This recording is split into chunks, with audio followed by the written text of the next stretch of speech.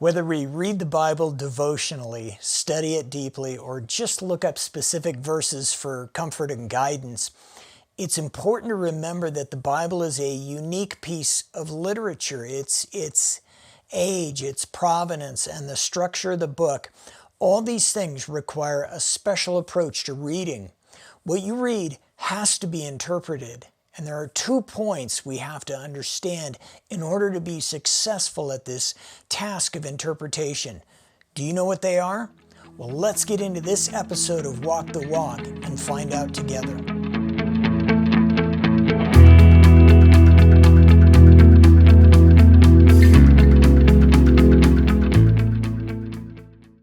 The Bible contains 66 books, written in 3 languages over the course of 1,500 years by dozens of authors, many of them writing in a whole variety of genres, all for widely differing audiences.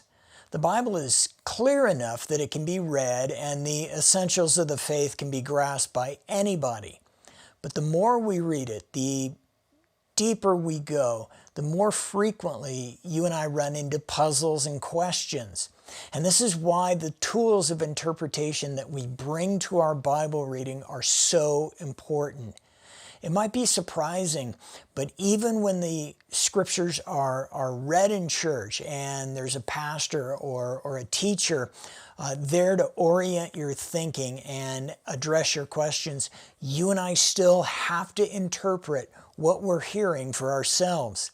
In this episode, we're going to cover some important interpretive principles so that good interpretation can be your hallmark. And I hope in doing so, it will enrich your time in the Bible. If you'd like others to be richer in their Bible reading, will you do me a solid and give this video a like so that more Christians might be able to see it? As I mentioned, there are 2 things required to properly interpret the text of the Bible: technical skill and spiritual receptivity. Technical skills can be learned by just about anybody, but only Jesus can help you with spiritual receptivity. What this means is that you must rely on the enlightenment of the Holy Spirit in handling God's Word. And we have to come to the Scriptures with a proper attitude.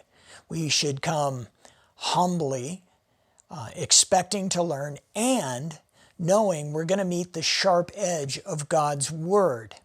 As we read the Bible, we have to be mindful that it is the living Word of God, different from any other document that we will ever encounter. As we read the Bible examines us. And that sharp edge I just mentioned reveals us to ourselves and sometimes to others. The Bible is more than just a catalog of established truths. Every page leads us to the living God. And so we can't read the Bible and a novel in the same fashion. In addition to the correct attitude, we also need to possess certain skills to properly interpret the Bible.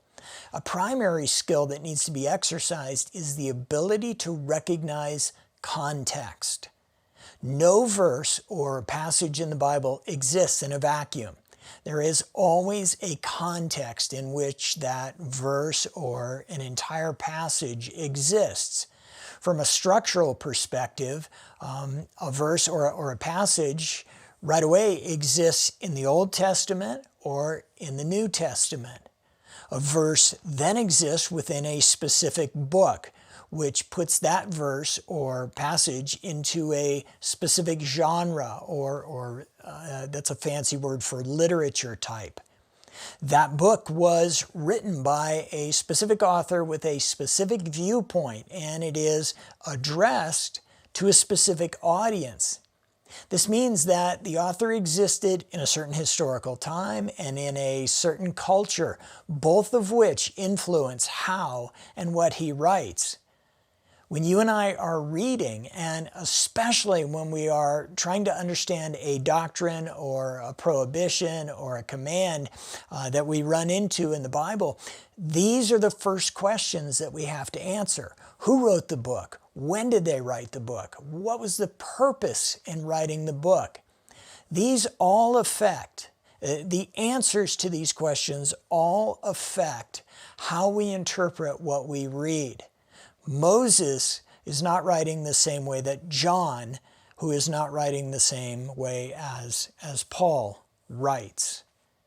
If we only read the Bible literally, that is, the words on a page, and then try to literally apply them to our lives, there's a danger that we can easily misapply what God intends that verse or the passage to say to us. Let's look at a brief example using a familiar verse. Philippians 4:13 says this, and I know you've heard this a million times: I can do all things through him who strengthens me. Well, the first thing that we notice about the verse is that it is a complete sentence, a very small but a complete thought unit in itself. And what I mean there to notice is that it's not a secondary clause. That doesn't come like after a comma.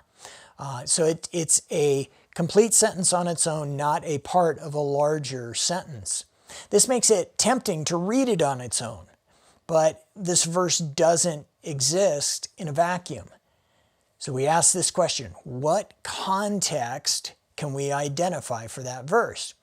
Well, first, this sentence comes as the concluding sentence in a longer paragraph. So it is connected to the other thoughts in that paragraph. Of course, that paragraph exists in the larger book of Philippians, an epistle, a letter written to the church at Philippi. The author is the Apostle Paul, who wrote the letter in Greek, and this is an important note. He was imprisoned when he wrote this letter.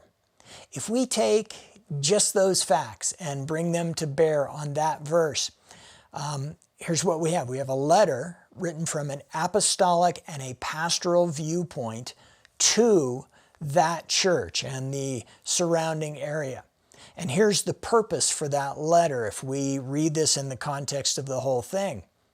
The letter to the church at Philippi, or Philippians, is thanking the church for their missionary support to Paul. If we read the letter as a whole, then, it is very spiritually encouraging and has a very high Christology. And so we take all that information and we take this verse, 4:13, and its profound statement, and we discover that that statement, not on its own, part of a larger bit of writing, that statement comes in a section where Paul is specifically giving thanks for the missionary support that he received from the Philippian church. When we narrow the text down to the paragraph, we find that Paul is talking about learning to be content in the midst of all of the challenges of his apostolic life. Now keep in mind, Paul is in prison as he writes this, and it is that verse occurs at the conclusion of saying that he has learned to be content in every circumstance, both good and bad. And then he gives that concluding statement: I can do all things through him who strengthens me. And when he gives that statement, he's not making this blanket statement that I can fly if God will strengthen me.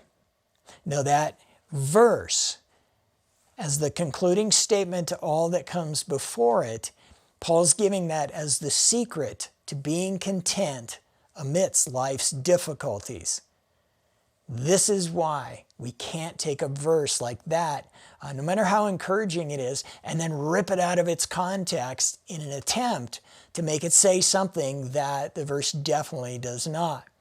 Now, does this verse have some general application? Of course.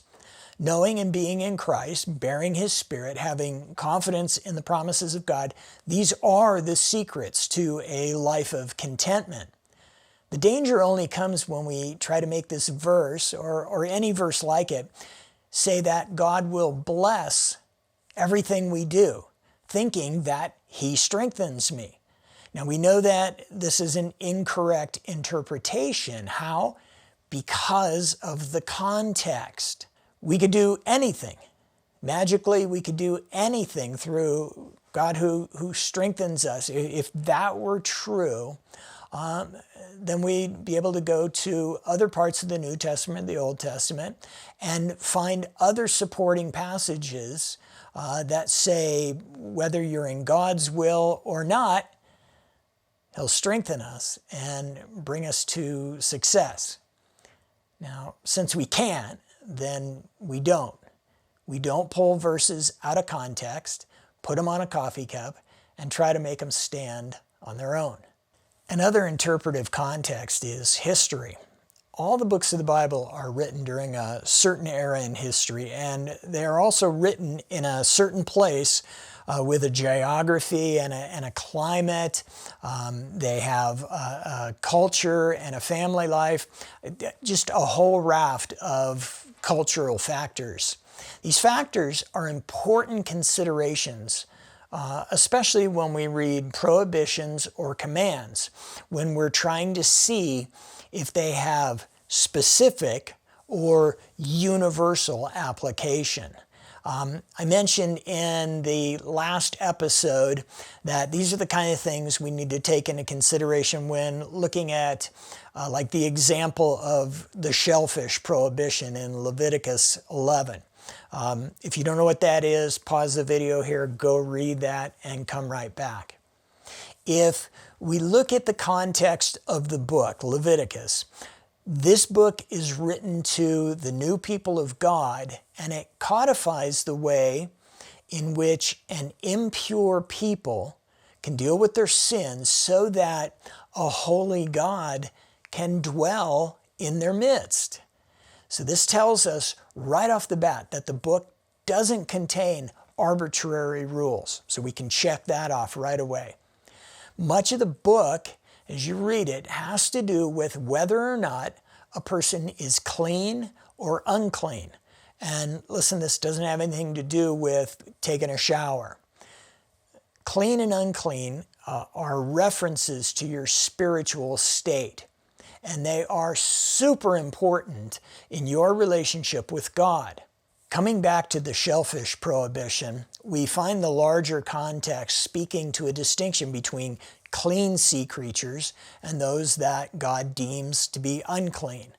God declares true fish, those with scales and fins, He calls those clean. And all other sea creatures, including shellfish, are unclean.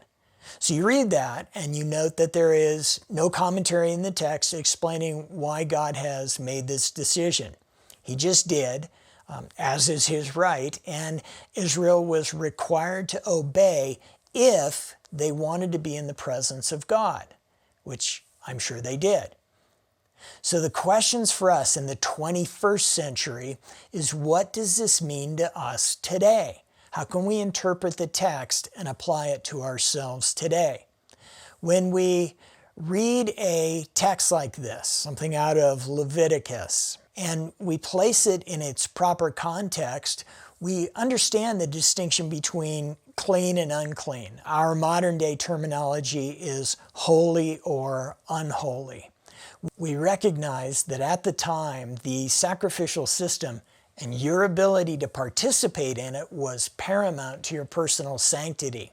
Therefore, these rules and the others about, beards and mixed fibers in your clothing, they were to be followed to the letter. But listen, in our modern day, after the mercy and the grace of the cross, holiness is no longer tied to the sacrificial system. Holiness is now tied to the imputed righteousness of Jesus Christ, and it is not determined by whether you ate shrimp or have a cotton poly t-shirt on. The universal principles of holiness and unholiness apply. The prohibitions and the commands tied to the sacrificial system no longer do. In the videos ahead, we'll talk more about interpreting specific genres of the Bible. You don't interpret the Old Testament and the New Testament exactly the same, and in the same way we don't read poetry, such as the Psalter, and narrative, like the Gospels or one of the historical books, we don't read those things in the same way. You have to bring some other nuance to your reading. I know I've thrown out a lot of details for your consideration, and you might be questioning how you could know these things without me telling you. Listen, one of the greatest helps that you can acquire is a good study Bible. I have a couple of them here. My ESV, this gigantic guy right here, and my NIV study Bible. Both of these are really helpful in giving supplemental notes to the text, and at the beginning especially the background and history of the book that you're reading. If I had to pick one of these two as the more valuable to me, I would say that the ESV Study Bible provides more in-depth background and support than the NIV does. But listen, if the NIV is your normal reading Bible, you can't go wrong with the NIV Study Bible. It'll be very helpful. I hope you found this episode helpful and that it has given you a good start on your interpretive skills. I've concentrated on handling the text of the Bible, but please don't shortchange the spiritual side of interpretation. Pray before you read and ask the Holy Spirit to provide His enlightenment. Go to God in confession and remove any obstacle between the author of the Word and yourself. Listen to sermons on Sunday morning with your Bible open and a pen in your hand, and take notes. Write down questions. Don't be afraid to ask your pastor questions about the things that he's saying up there. Devote yourself to a regular course of reading complete books of the Bible. Give thanks to God the Father, Jesus the Son, and the Holy Spirit for the Word that you have, and for your ability to read in the light in your heart that lets you understand and apply the living Word of God. Hey, thanks for watching Walk the Walk. God's richest blessings to you.